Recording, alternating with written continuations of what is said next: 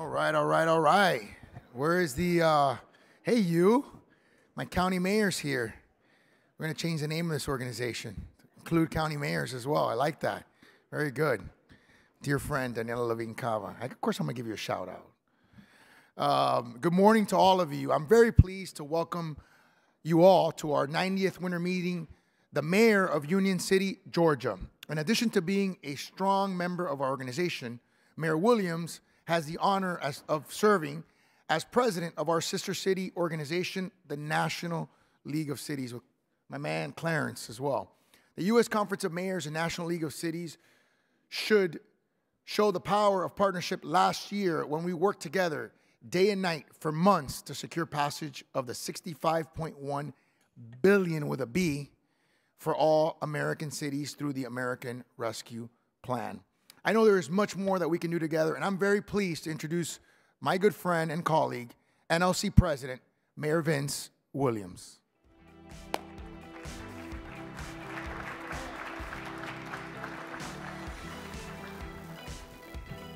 Well, good morning, family.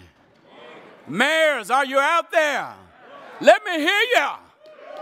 Yeah, good morning to all of you. Thank you, mayors, for being here today. It is great to be with you all this morning, but thank you for having me here just to say a few words this morning. I want to especially thank the leadership, the strong leadership of the U.S. Conference of Mayors, Mayor Francis Suarez. Let's give him a hand. The National League of Cities and the U.S. Conference of Mayors have enjoyed a long-standing partnership. These past couple of years have been hell.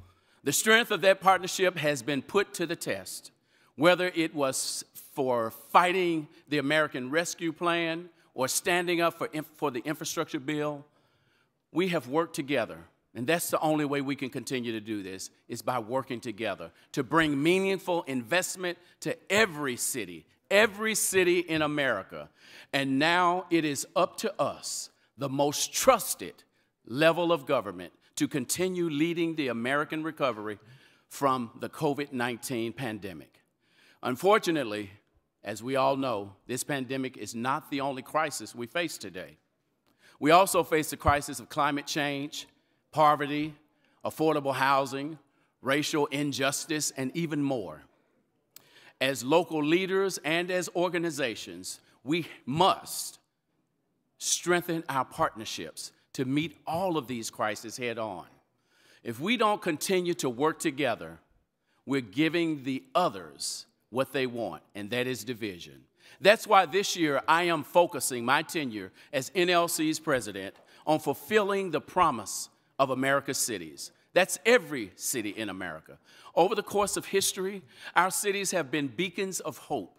When you see the lights of a city or even a small town, it's a symbol of jobs, of community, of prosperity, and most importantly, love.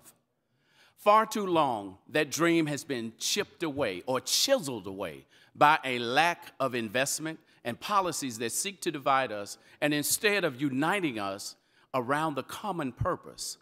By reclaiming this dream, we can work together on a common principle: voting rights, infrastructure, economic development, housing, homelessness, and so very many other elements that we need to focus on.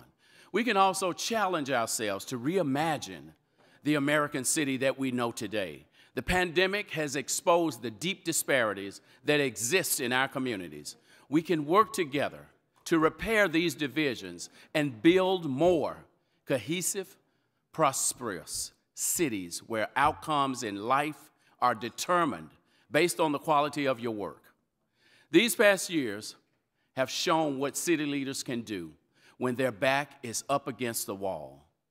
We can do incredible things, but remember, we can only do those things together.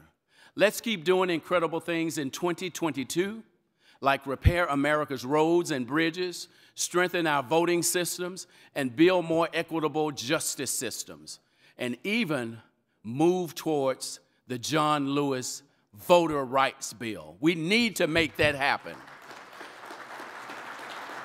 If you If you voted against that,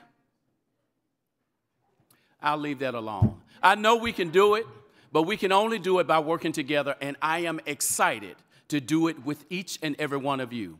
Thank you again for allowing me this time for your continued partnership with the National League of Cities. And remember this, take it away, put this in your pocket. I love you, and there ain't nothing you can do about it. Thank you so much. Have a great one. God bless you all.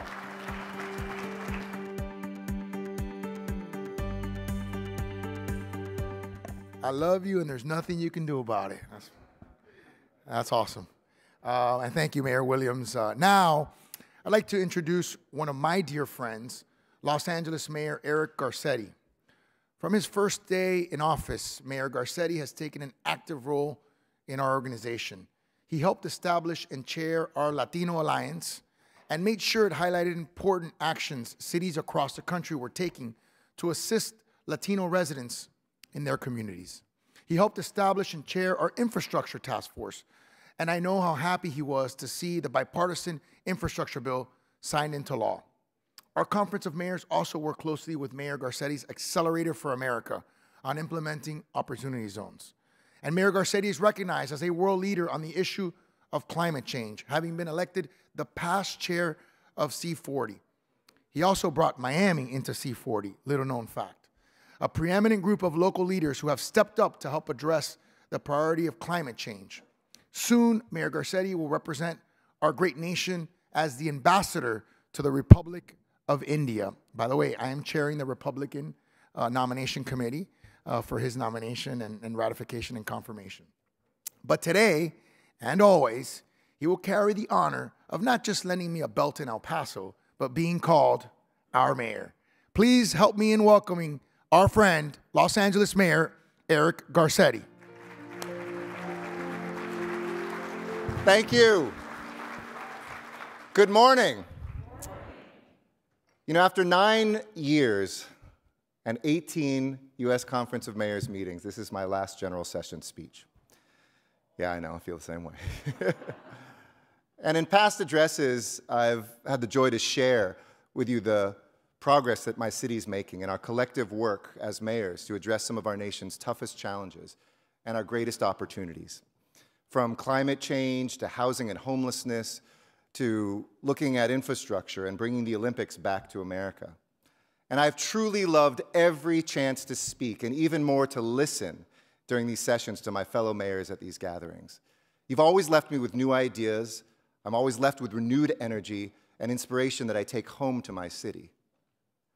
But today, in my final speech, I want to give a different kind of speech.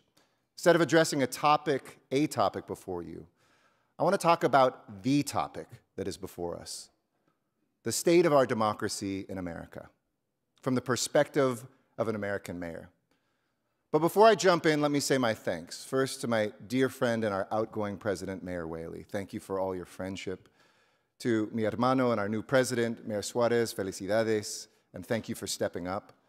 And to our CEO and executive director, Tom Cochran, you are the very best. And I appreciate you and your staff for everything they've done. And then, of course, to my fellow mayors, I am so deeply grateful for your wisdom, for your friendship.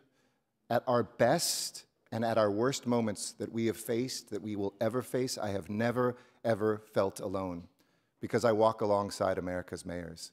In texts and in phone calls, in private messages and public fora, I draw strength and have drawn strength from what you have given me, and I did my best to contribute to this fellowship, which is so unique.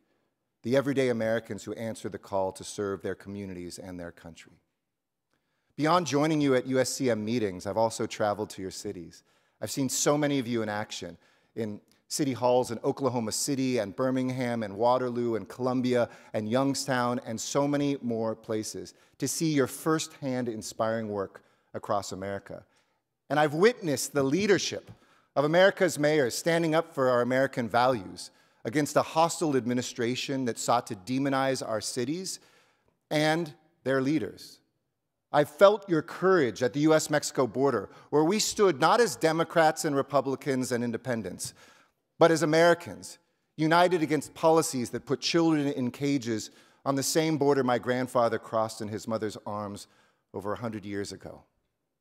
And I've traveled with you to represent this country, to Israel, to France, to Mexico, most recently to Scotland, where the world's mayors gave me the honor of presenting to global leaders the pledge of 1,049 cities, addressing climate change by zeroing out our carbon emissions, a pledge equal to a top 5 country and the largest non-national pledge ever made in history. I have seen your willingness to tell friends hard truths, to tell political allies sometimes what they don't want to hear, but also to have people's backs when they have the courage to push for bold policies. And I've seen your determination to do what's said to be impossible, and your unwillingness to back down because you know what's right and best for the people you serve. You see, my friends, the power of mayors is real. It springs from a clear source: the American people and the problems that they face that need solving today. And over the past 9 years, I've come to this conference to confront those challenges, to learn the best practices, to organize the broad coalitions, and to demand change. I've led our infrastructure task force and lived long enough to see an infrastructure package passed.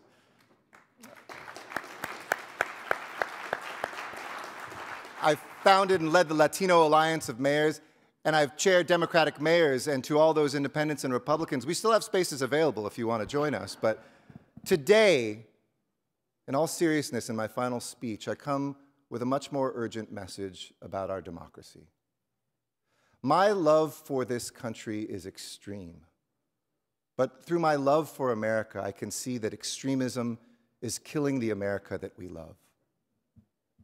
Our inability to find a common language, a common space, let alone common projects and policies, is eroding our progress here at home, endangering our competitiveness abroad.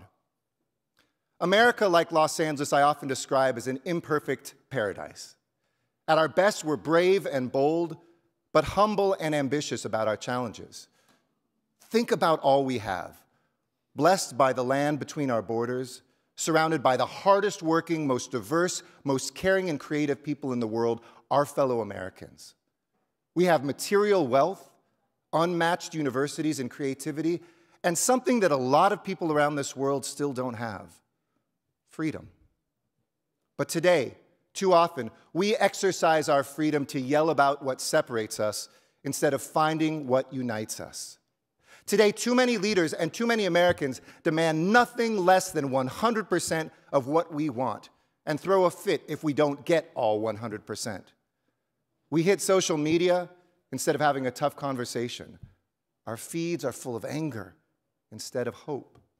And as a result, we have a standoff in our nation's capital, in our state capitals, leading to paralysis in action, hyperpartisanship. And every day we can see and feel the steady decay of our body politic, our infrastructure, and our international competitiveness. But here, even in what feels like this uncompromising moment, mayors still understand what it means to compromise. The magic of this room is we know how to achieve the 50% that's possible today. We even get that winning 5% of what our community needs today means we can wake up tomorrow and fight for the next 5%, and 5% more the day after that. We know that progress happens one step, one day at a time, and we still know how to bring America together.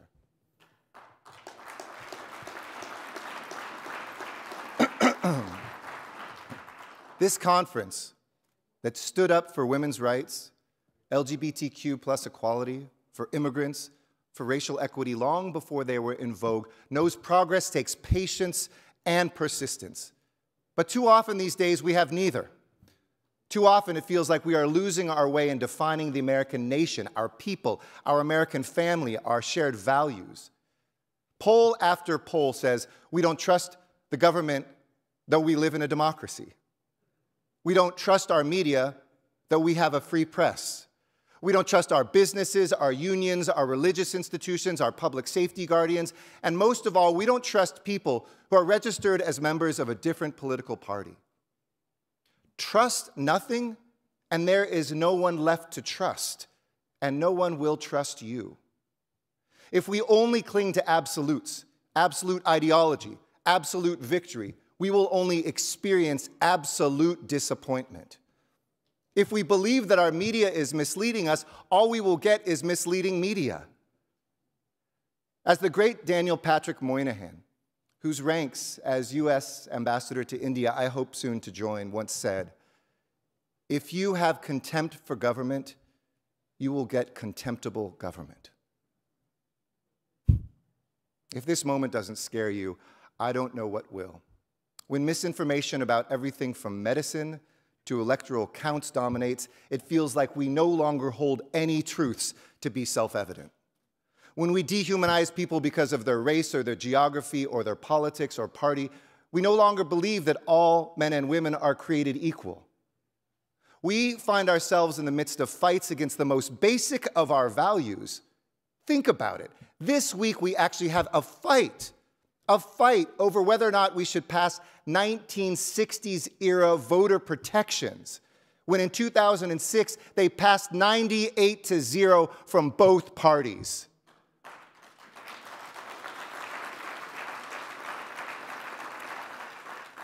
But if this moment scares you, and here's where I pivot, let me offer you some hope, something better. Because if we're in the fight of our lives, mayors and the local communities we represent are equipped to show Americans something different. Because we aren't mayors first. We're neighbors. We're parents. Americans who love our communities and who love our country. In front of me today, I see a sea of problem solvers, of consensus builders, of experts at building movements for change. And I am convinced that America's local communities are the last best hope to save our deeply divided and troubled country. Common work to bring us together around what we all hold dear, our common values as Americans. In spite of the headwinds we face, mayors are taking action to improve people's lives today. Because we believe in the dignity of work, in Los Angeles we raised the minimum wage alongside then Vice President Biden.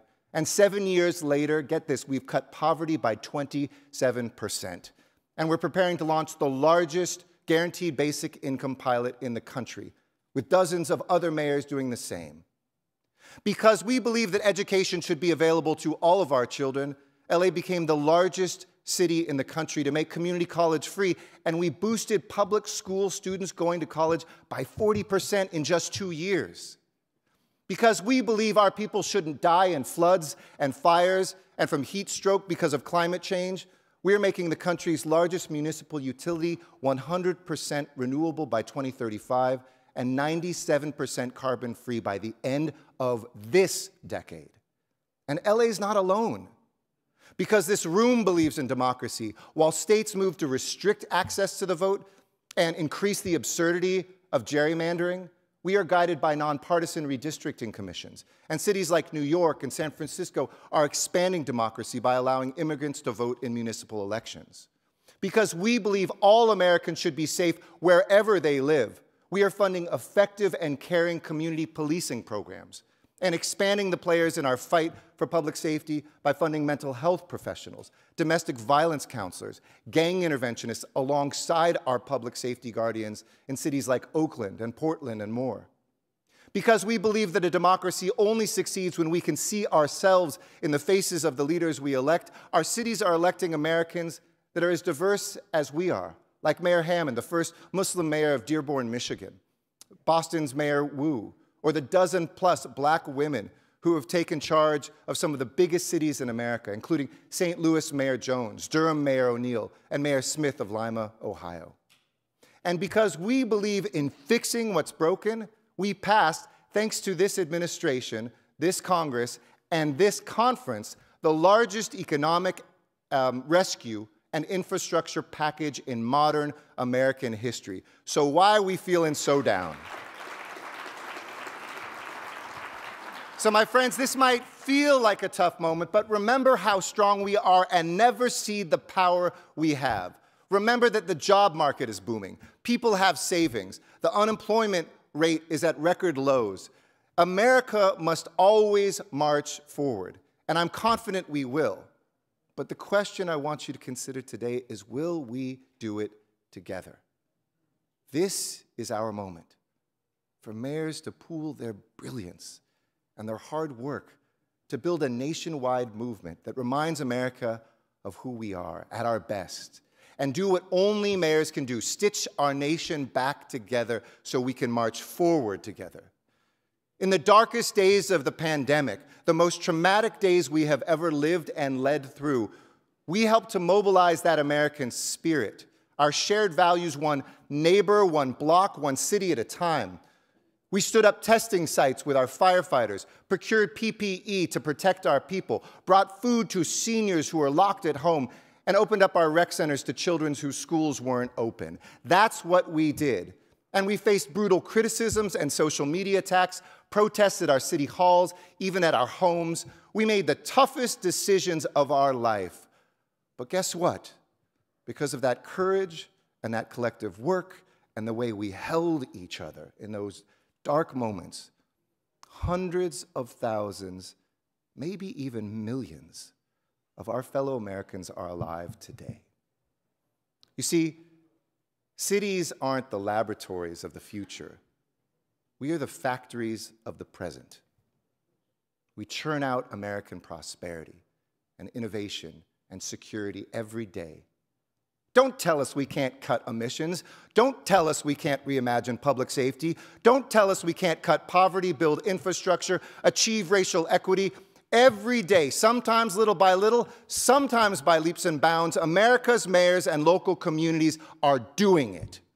And what I learned as mayor is that when things feel intractable here in Washington, go to Boston or go to Austin or hundreds of other American cities and witness who we are, and you will see people getting things done.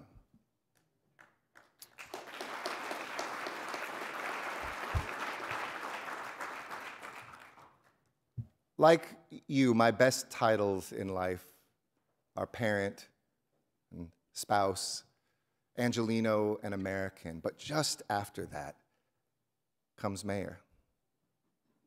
Thanks to my people, the people of LA, I've had 2 terms and an extended second one, more than 9 years to serve as an American mayor. And this is what I want to leave you. This is what I know. I know democracy is tough, but I know that it's worth it. I know America can feel unmoored at times, but she is so worth fighting for. And I know that Americans want government to work, not to argue.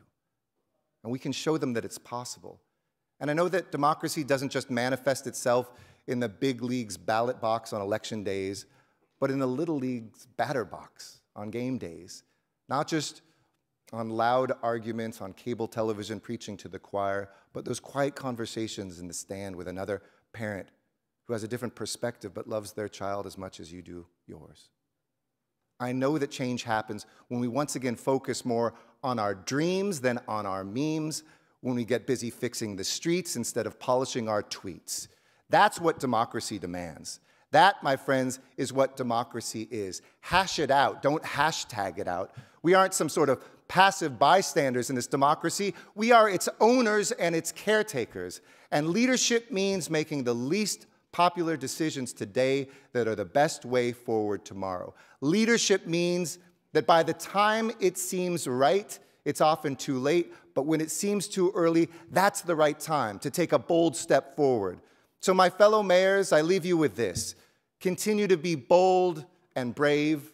Listen, learn, act, and unify your cities and this country, because America is counting on you. I love my city too much to ever stop fighting for her, and I love this country too much to ever stop believing in her. And at the end of our days, we are left with 2 things: the people we knew and the work that we did. And because I have been honored, like you, to be able to call myself an American mayor, I knew the very best Americans I have ever worked alongside. And because I can call myself mayor, I can say that we accomplished the big things that our nation demanded. And that is an honor for which I will always be grateful. Thank you to the USCM and to my fellow mayors, and I'll see you, if confirmed, in Delhi soon. Thank you all so much.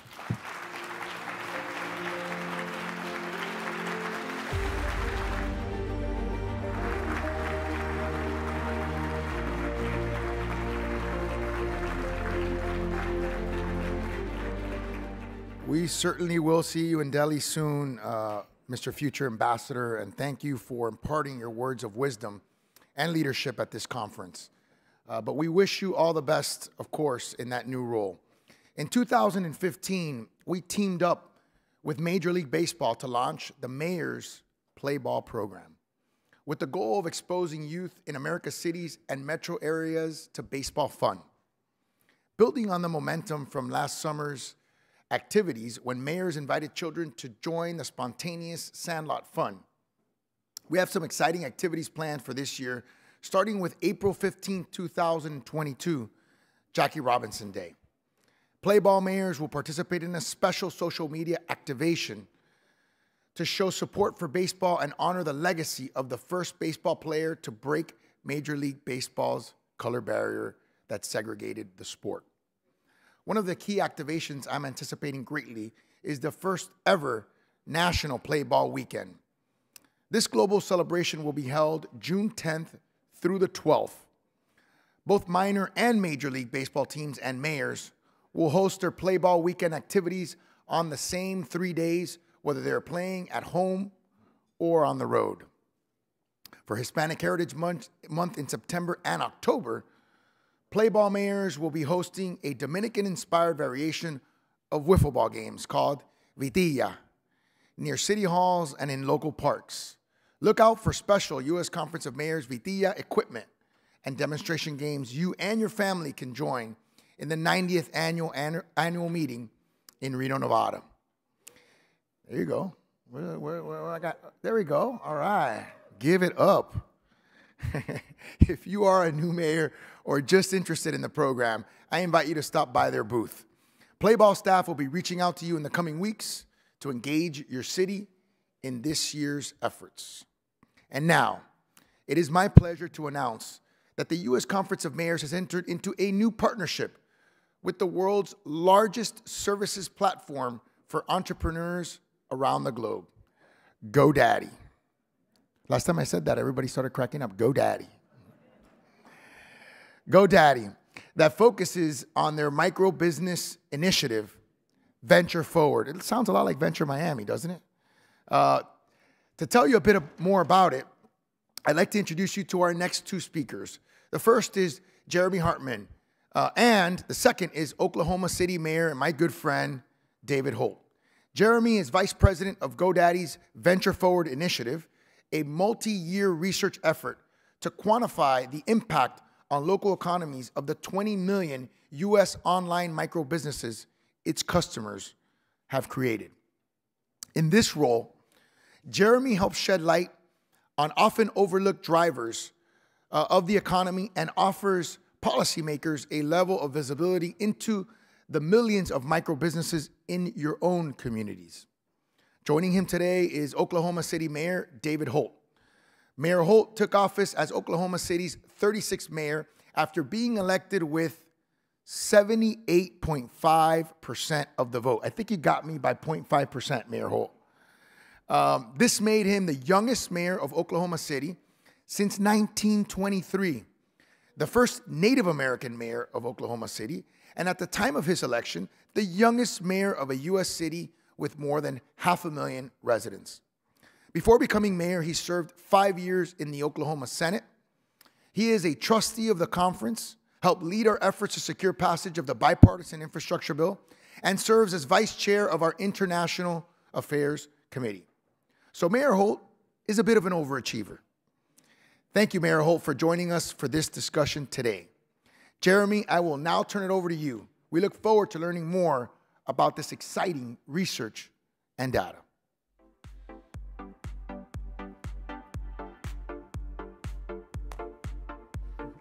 Thank you.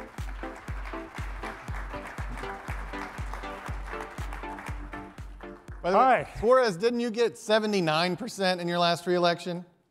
I'm going to keep working on that last half a percentage point. You can do it. 19 days, right? 19 days. 19 days. 19 days. We're counting on you. Thank you for having us today. You may know GoDaddy as a company that made internet domains available to people like you and me for very little cost. You may know GoDaddy as a company that produced some really horrible Super Bowl ads many years ago, and forgettable, hopefully. But I'm here to talk about another part of GoDaddy, because we've changed quite a bit over the last 5 or 10 years. And who I want to talk about today is the 20 million micro-businesses that we support in the US. This is not a commercial or an advertisement for GoDaddy. This is a commercial and an advertisement for these everyday entrepreneurs that are starting these micro-businesses and having a significant impact on the economy. And I want to talk about them today for a couple of reasons. First of all, they're growing rapidly. Since the start of COVID, 17% of those 20 million micro-businesses were started.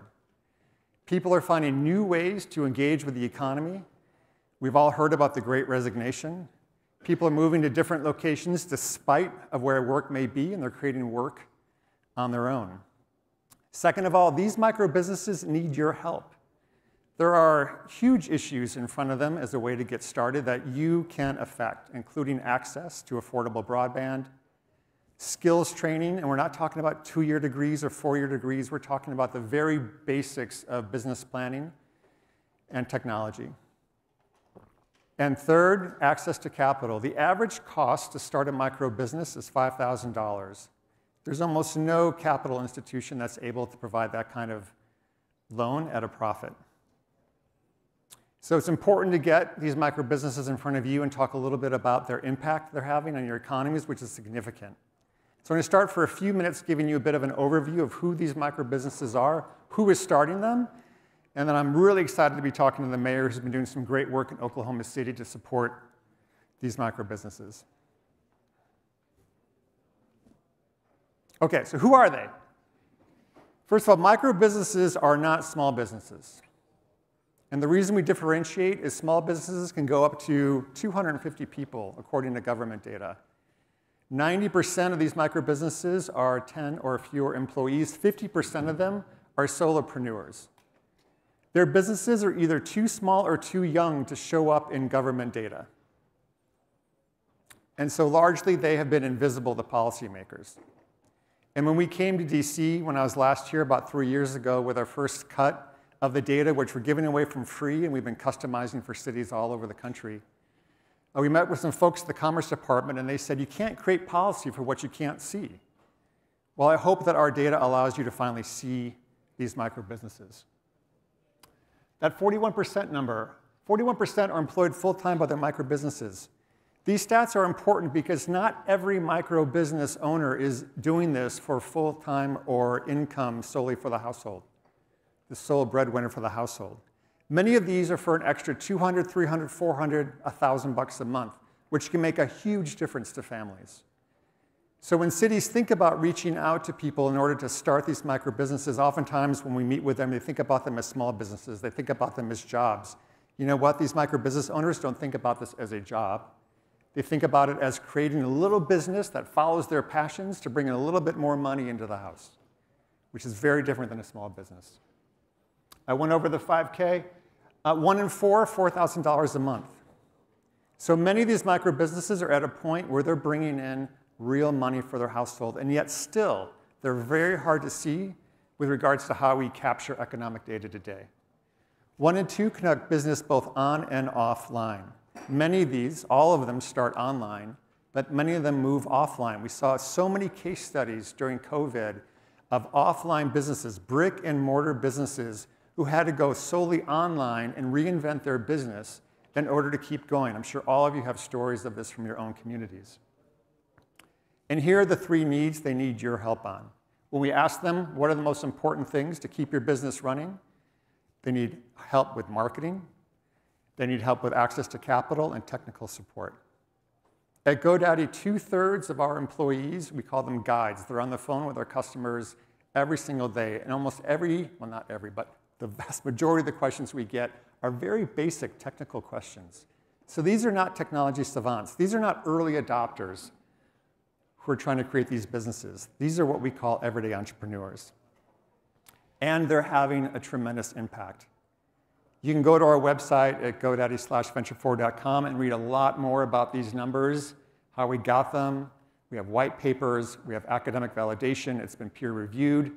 But when it comes to micro businesses and their impact on your communities, income goes up, unemployment goes down, and the existence of these micro businesses creates additional wage income jobs in every community in America. The 20 million that we're looking at, we can narrow down to a zip code. We're not going to give you the individual names of the businesses or the people, but we can tell you how many are in every zip code in this country, in your cities, in your communities, and we can look and tell you the kind of impact that they're having. And we're doing this because we believe these people need a voice. We're doing it because these people need your help. During COVID, these micro businesses underwent quite a bit of change. As it turns out, the communities that were having the most significant impact, negative impact from COVID, were also the ones that saw the biggest rises in micro businesses, as these communities tried to pivot from their businesses that were being hit by the COVID economy and try and recover. If you look at the economies in this country that have proven to be the most resilient through economic downturns, whether it's this last one during COVID or whether it's the one in 2008, those communities with a greater, higher density of micro businesses did better. Micro businesses provide for a level of resiliency, they provide options, and they allow for opportunity to people who normally wouldn't have that kind of economic opportunity.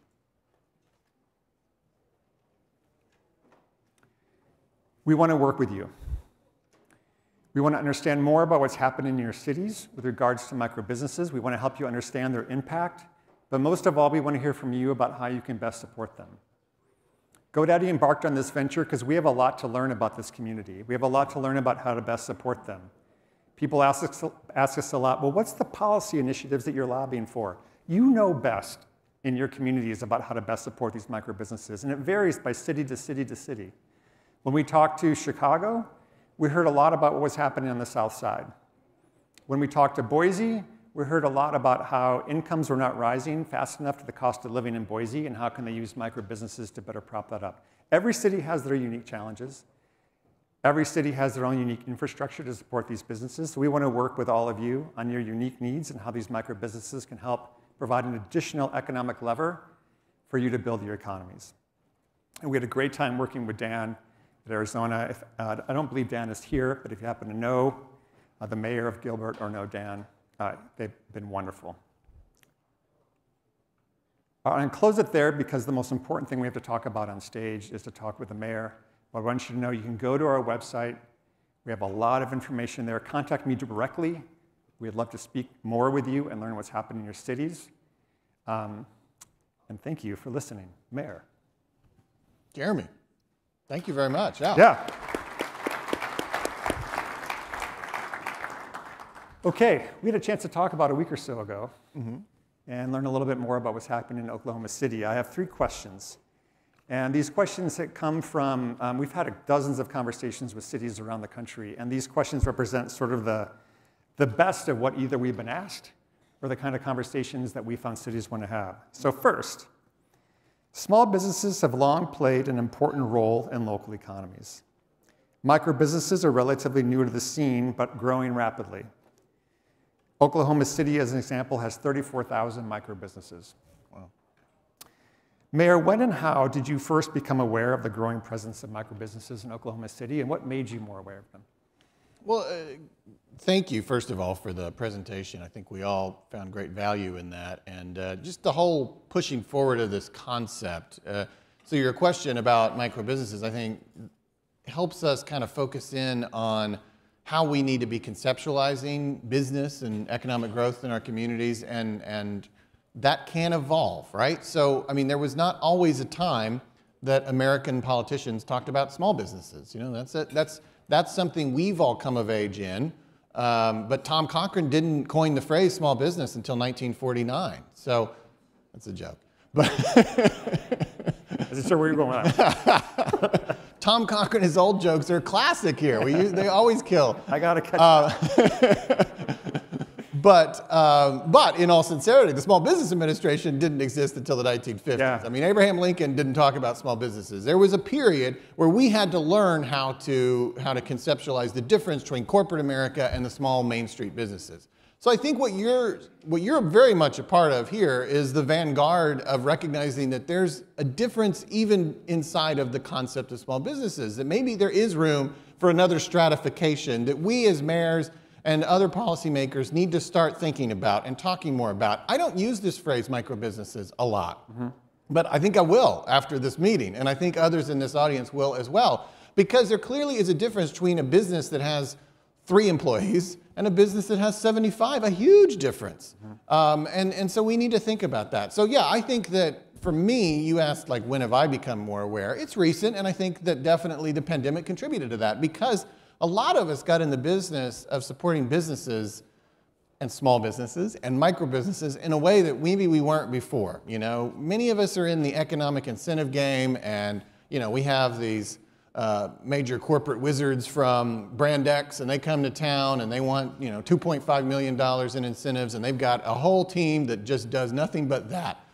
Well, that's what we're kind of been used to in terms of supporting business. But during the pandemic, it was like, oh my gosh, we have 2-employee, 20-employee businesses that are going to go out, and as you just said, I got 34,000 of those. So if they all go out of business, my town is in a lot of trouble. And so we had, well, fortunately, thanks to support from the federal government and other resources, we had the ability to help them, but we had to do that. You know, we had to kind of figure that out and navigate that. And I think we'll probably tease that out in the next few minutes. But that's really, the pandemic definitely, I think, elevated the concept of micro businesses for mayors across the country. And I think that 5 years from now, this word, which may seem still a little new to a lot of us, is definitely going to be as much a part of the lexicon in policymaking in America as small businesses has been for the last half century.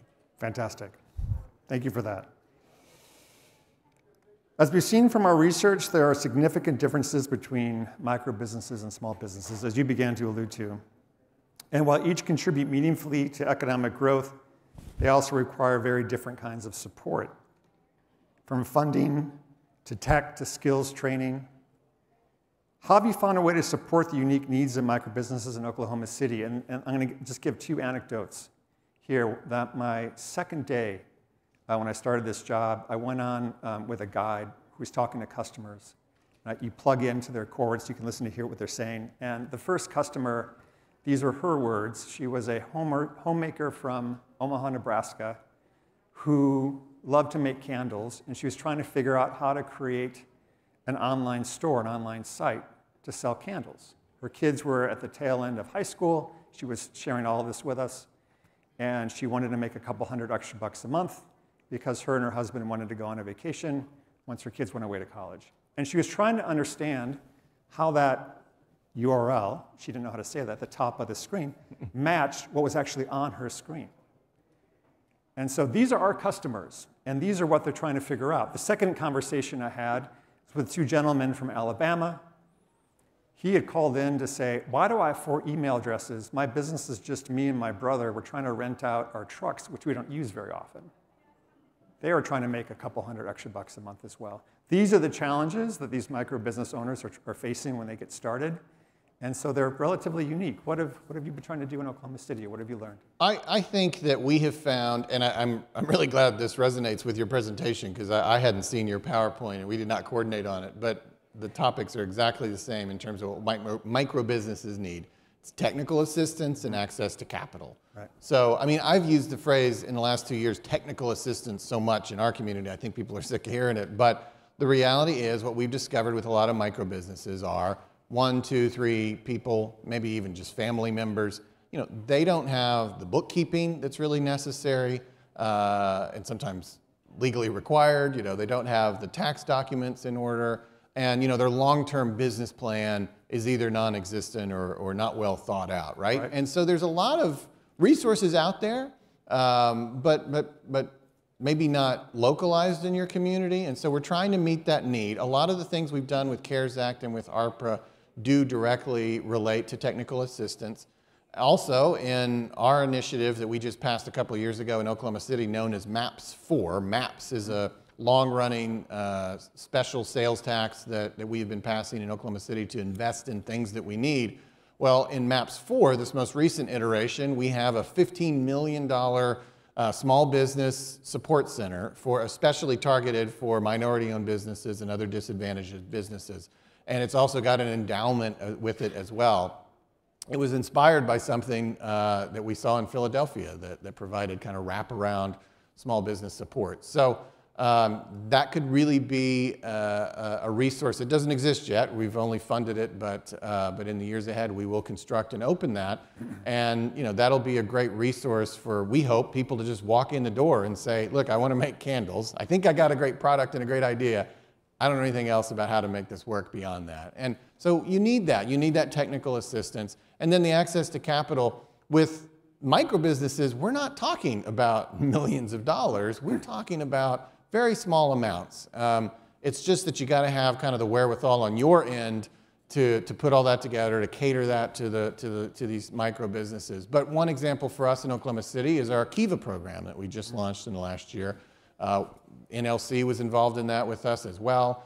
It's been going for about a year. It's issued about a dozen grants of about an average of $6,000, right? This is not, exactly right. Not huge money.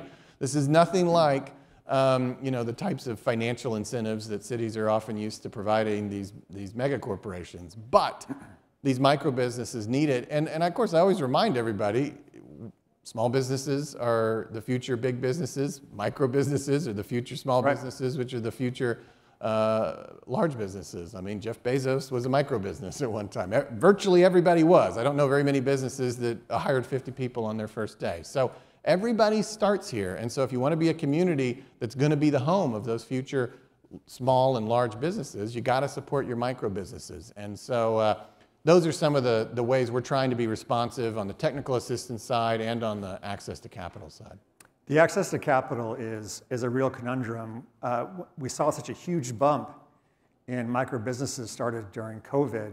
We went out and we surveyed a sampling of the 20 million and said, where are you getting your funding to start these businesses? And the number one answer was home equity. Because the prices of homes were going up, they're able to tap that home equity. Well, that's great as long as prices continue to go up for these homes. Mm-hmm. And these individuals are able to turn and participate in the economy in a different way. But money runs out when your home prices have not been going up like they've been doing around much of the country. So the access to capital is really, really tough. And I think every city could try and attack that differently depending on the kind of resources that you have. Mm-hmm. To that point, the CARES Act and ARPA have provided resources to cities to support businesses through the pandemic. And what lessons have you learned in applying these funds to support the growth and health of micro businesses relative to other businesses that you've been working with? Yeah, well, so CARES Act and ARPA was a wake-up call for a lot of policymakers and mayors around the country in terms of if we were, in our community, I feel like we were really proactive. We had a small business support program in place by late March or early April of 2020, and we were out there handing out grants of $10,000, $100,000 to many of our small businesses in Oklahoma City. What we found by June or July was that we thought, hey, we have sent out press releases, the mayor's tweeted about it, we've been on the news talking about this.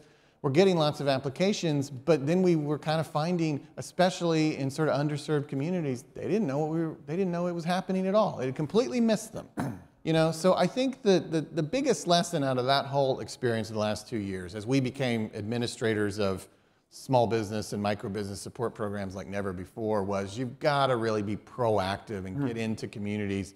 Because for the same reasons that they don't have their books in order or their taxes up to date, they're not checking the city website for the latest in micro business support programs. So you've got to go find ways. It could literally be knocking on doors, but short of that, making connections with local chambers. So in our city, we have the Greater Oklahoma City Chamber of Commerce. It's the big dogs. All the big companies are members. It's very influential in our community. But I don't know if this is true everywhere, but I suspect that it is.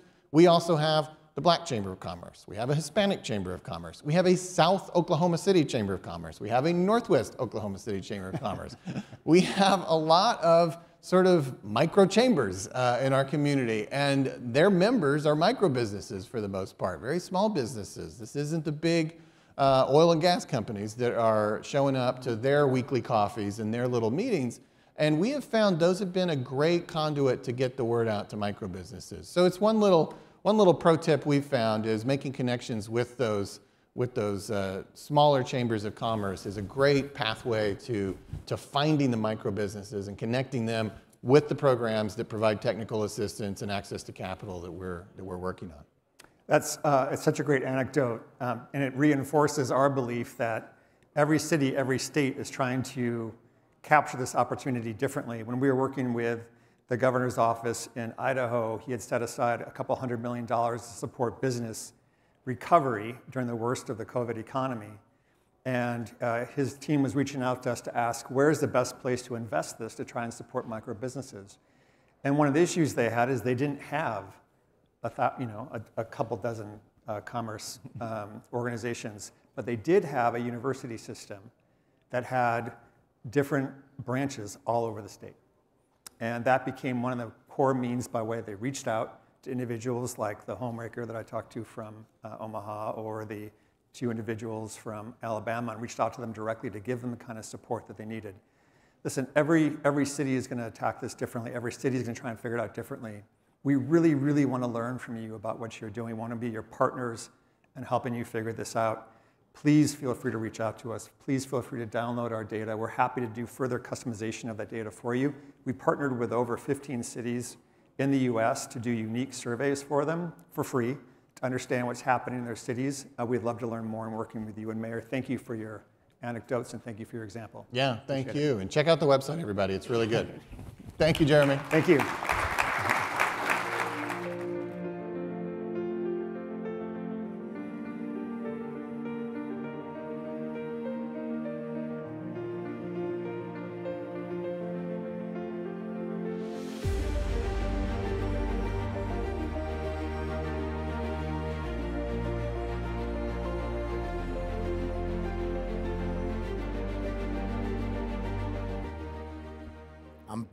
I'll be back. I'm back. I'm just trying to keep it light, guys. I want to have fun.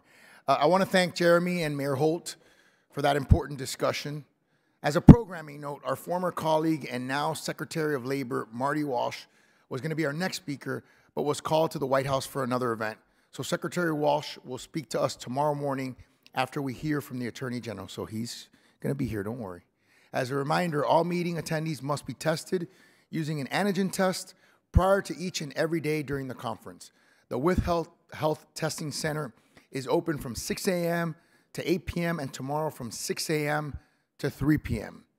We have important meetings following this session as listed on your agenda, and this session is now concluded. Thank you.